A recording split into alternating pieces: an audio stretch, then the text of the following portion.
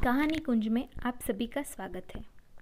जब कहानी की बात आती है तो हमें पंचतंत्र की याद आती है, तो आज की शुरुआत हम वहीं से करेंगे। संस्कृत नीति कथाओं में पंचतंत्र का पहला स्थान माना जाता है। इस ग्रंथ के रचयिता पंडित विष्णु शर्मा है।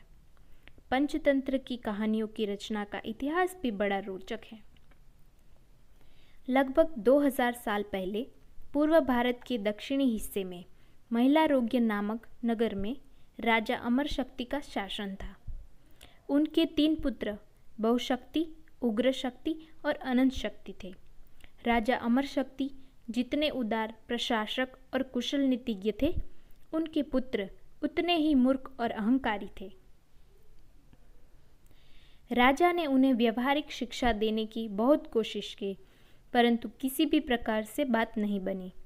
हार कर एक दिन राजा ने अपने मंत्रियों से मंत्रणा की।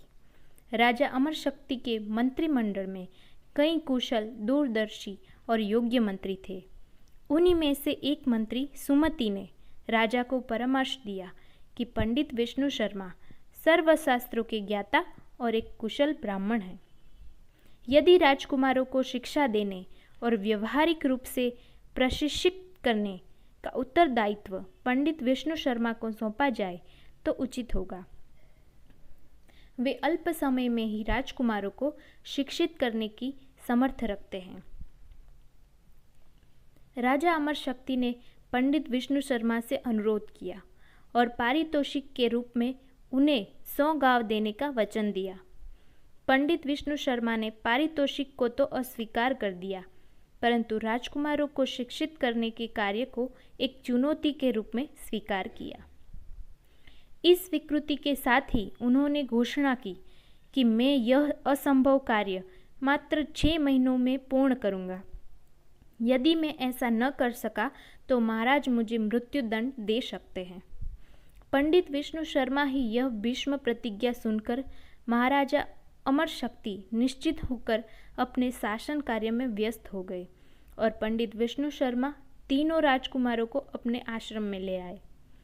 पंडित विष्णु शर्मा ने राजकुमारों को विविध प्रकार की नीति शास्त्र से संबंधित कथाएं सुनाई। उन्होंने इन कथाओं में पात्रों के रूप में पशु पक्षियों का वर्णन किया और अपने विचारों को उनके मुख से व्यक्त किया।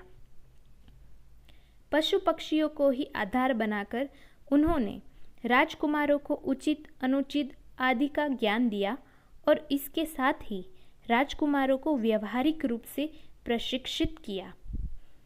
राजकुमारों की शिक्षा समाप्त होने के पश्चात पंडित विष्णु शर्मा ने इन कहानियों को पंचतंत्र की कहानी संग्रह के रूप में संकलित किया। उपलब्ध प्रमाणों के आधार पर कहा जाता है कि जिस ग्रंथ की रचना पूरी हुई तब उनकी उम्र 80 साल की थी। पंच